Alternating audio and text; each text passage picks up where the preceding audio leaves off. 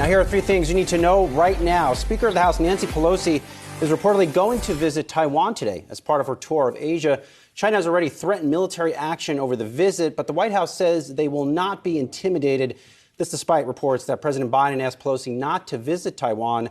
Pelosi is the first Speaker of the House to visit the country since Newt Gingrich in 1997. Yahoo Finance senior columnist Rick Newman is here with us. And Rick, this comes at a contentious time between U.S. and China relations. They haven't been great, but you can't imagine they're going to get any better after this. Yeah, well, it's been a contentious time between the United States and China for like the last 4 or 5 years, going back to the Trump presidency. Let's just remind everybody, China does not recognize Taiwan as a country. They say it's a breakaway republic. And President Xi Jinping of China favors reunification with Taiwan at some point, whether peaceful or not peaceful. The United States and many other countries don't exactly recognize Taiwan as a country, but we have good relations with Taiwan. It is a democracy, and it's a very effective capitalist economy. We've been talking a lot about semiconductors for the last year and a half. Taiwan Semiconductor is basically the leading semiconductor manufacturer in the world right now. So they have a lot of important companies.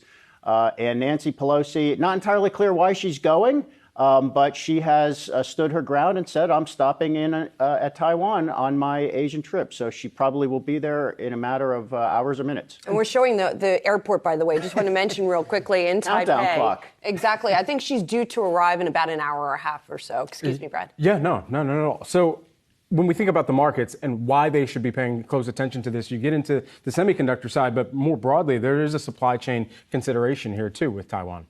This will probably blow over with no ramifications for markets. I mean, the real question at this point is what will China's response to this visit be? I mean, she has kind of called President Xi Jinping's bluff, so he probably has to do something. I think the question is, will he just offer rhetoric, which I think is what most analysts expect, or will there be some actual action of some kind? I don't think anybody should think China is going to invade Taiwan simply because the Speaker of the House of the United States paid a visit there. But who knows? They could try other things that would be more provocative. So we just need to get through this. And there are also significant ramifications for this with U.S.-China relations, but also with what's going on between Russia and Ukraine. So it's a very complicated web of kind of geopolitical decision-making here. Rick, a good nugget from our folks at our D.C. Bureau noting this might be a legacy play for Speaker Pelosi. What do you think about that?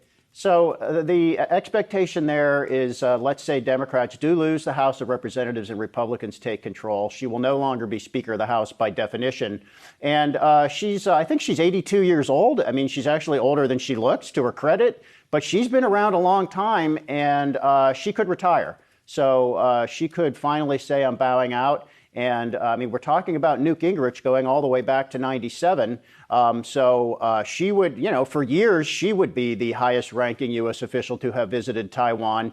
And she may also be thinking, look, this gives my party, the Democratic Party, a little bit of tough on China credibility, which might be something that could be incrementally helpful in this year's midterm elections. Now, in 1997, when Newt Gingrich went, Bill Clinton did end up sending a couple of warships, I believe, to the Straits of Taiwan to sort of send a signal about the situation after China was also reacting not very favorably to that visit.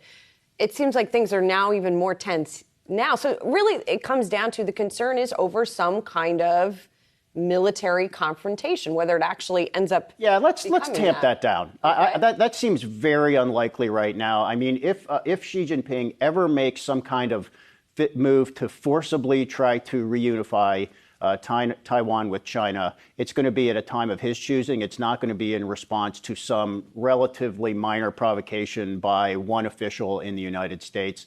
And China would have a lot to lose by doing that. I mean, China is watching very, very closely what's happening to Russia as they try to turn Ukraine, basically do the same thing to Ukraine that people talk about China might do to Taiwan someday. Well, Russia has become, for the most part, an international pariah.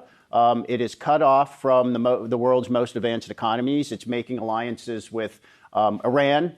Great, they can get some drones from Iran, but that's not that. Look at all the Western companies that have left Russia. So, does Xi Jinping want to risk that with regard to China? Probably not, and almost certainly not right now.